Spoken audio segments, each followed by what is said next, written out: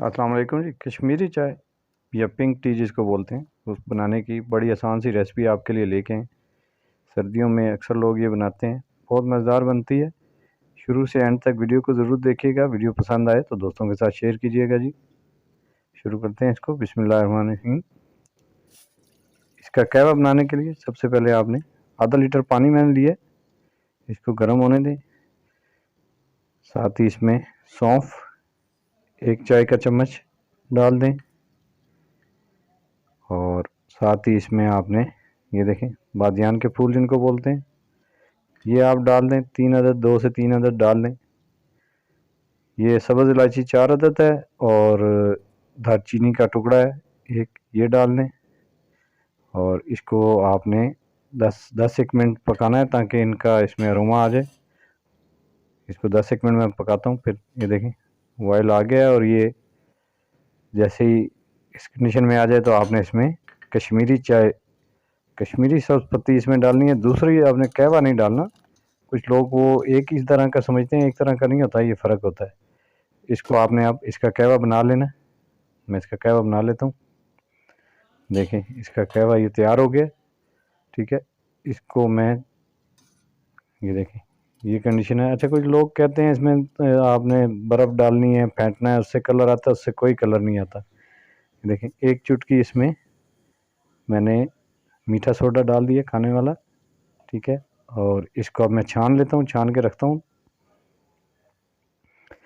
दूसरी तरफ देखें जी, आधा लीटर दूध है, इसको मैंने चढ़ा लिया हल्की आंच पे और इसको आपने पकाना है। जब ये अच्छे तरीके से पक जाए, बॉयल आ जाए इसमें, देखें तो इसमें ये 1 चुटकी आपने नमक डालना है। नमक ज़्यादा नहीं डालना आपने, बस इतना ही डालना है। ये आपको आधा लीटर दूध से मैं बनाना बता रहा हूँ। आप अगर ज़्यादा बना रहे हैं तो फिर उस हिसाब से आपने नमक भी ज़्यादा करें। देखिए इसमें अब मैंने कहवा डाल दिया था। अब इसको आपने अच्छे तरीके से फेंट लेना है। अच्छा, जो लोग कहते हैं कि वो बर्फ़ डाल के इसको फेंटने, उससे नहीं, फूड कलर डाल के ही आपका कलर पिंक आएगा, वरना नहीं आता। ये फूड कलर मैंने डाल लिए, ठीक है। अगर आपको ज़्यादा पिंक चाहिए तो आप थोड़ा सा और डाल लें। इसको आप फेंट लें।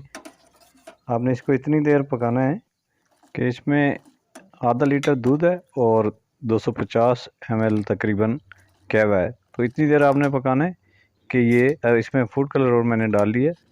इतनी देर पकाना है कि ये 250 ml जो पानी इसमें डला हुआ है कहवा, वो सूख जाए, ठीक है। इतनी देर मैं इसको पकाऊंगा।